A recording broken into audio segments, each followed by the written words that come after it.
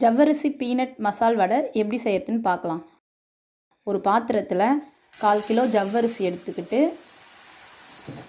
அதில் தண்ணி ஊற்றி 3லேருந்து 4 மணி நேரம் அப்படியே ஊற வச்சுருங்க. அது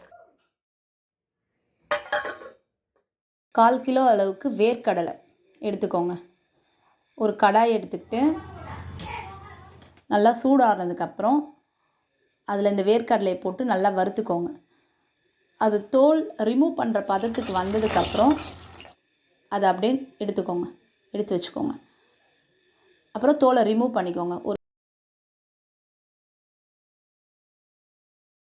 ஜாடியில் அந்த வேர்க்கடலையை போட்டு ஒன்றும் பாதியாக அரைச்சி எடுத்துக்கோங்க.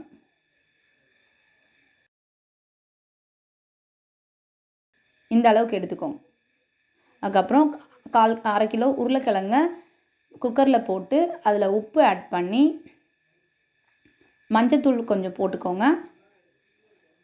ஒரு 3 விசில் வர அளவுக்கு விட்டுருங்க. நல்லா பாயில் பண்ணி எடுத்துக்கோங்க. அதுக்கப்புறம் பிளேட்டில் தனியாக எடுத்து சர்வ் பண்ணுங்கள்.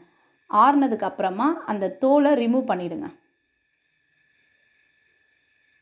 ரிமூவ் பண்ண உருளைக்கிழங்கு ஒரு ஸ்பூன் வச்சு நல்லா மசிச்சுக்கோங்க. வெங்காயம், ஒரு 3 பச்சை மிளகா, கொத்தமல்லி, கருவேப்பிலை. ஓகே ஒரு கடாயில் ஊற வச்ச ஜவ்வரிசி கூடவே மசிச்ச உருளைக்கிழங்கு, வெங்காயம், பச்சை மிளகாய், கருவேப்பிலை, கொத்தமல்லி, கொஞ்சமாக பெருங்காயத்தூள் ஆட் பண்ணிக்கோங்க. அப்புறம் சிறிதளவு உப்பு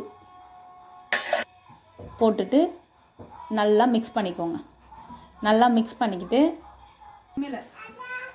அரைச்சி வச்ச வேர்க்கடலை தூள் இருக்கு இல்லைங்களா, அதையும் சேர்த்து நல்லா மிக்ஸ் பண்ணிக்கோங்க.